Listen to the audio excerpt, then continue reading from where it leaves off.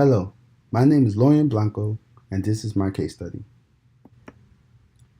The negotiation that I have chosen is the one where Disney buys Marvel back in 2009. The connection with Disney and Marvel began in February of 2008, when the chief executive Bob Iger first hinted of an acquisition during a business meeting with then Marvel film chief David Mashiel. The problem was finding a good price to buy Marvel and organizing the assets that came with it.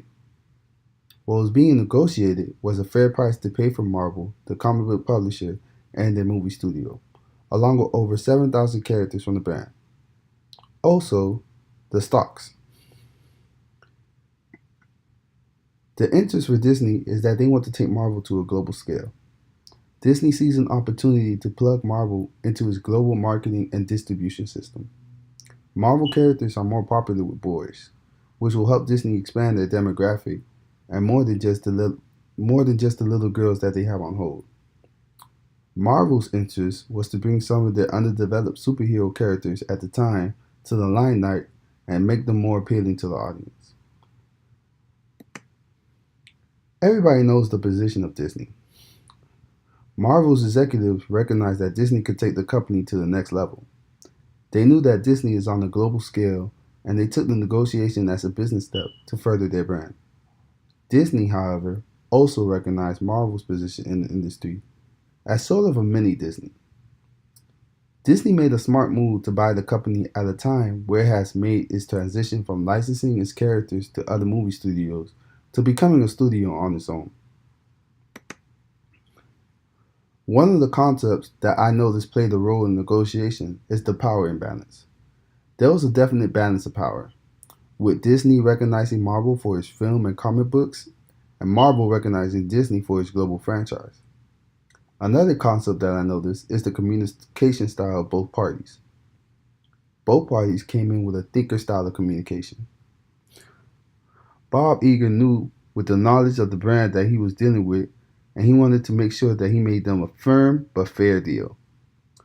Marvel executives made sure to come into negotiation with an open mind, ready to hear the ideas on how to expand their brand. Both parties made sure to make their underlying interests clear and were able to come to an agreement.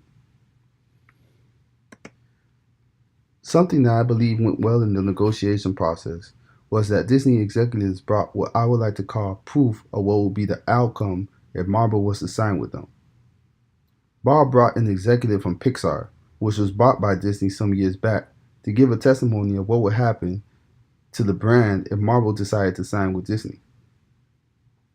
This gave Marvel insight to what opportunities can come to their brand, and I'm pretty sure the executives at the time saw a clear vision of how Marvel can be expanded on a global scale.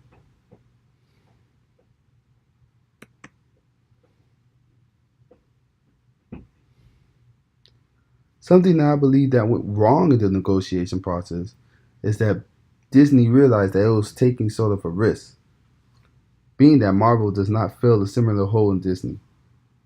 They were worried that their demographic would agree with Marvel's persona, but the executives at Disney, as well as Marvel, seen an opportunity for growth. It's true that Disney caters to the family friendly demographic, but they believe that Marvel could take that family friendly demographic to the next level.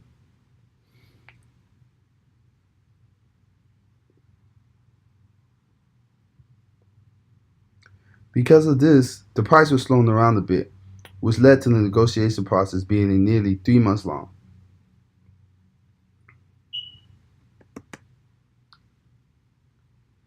In the end, both parties came to an agreement of $4 billion.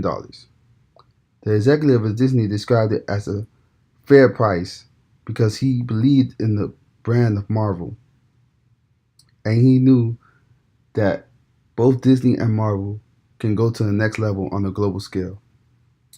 Needless to say, this agreement not only lasted long term, but also helped expand both brands on a global scale. The executives explained that both brands will remain distinct and it will make sure that Marvel will still cater to its adult demographic,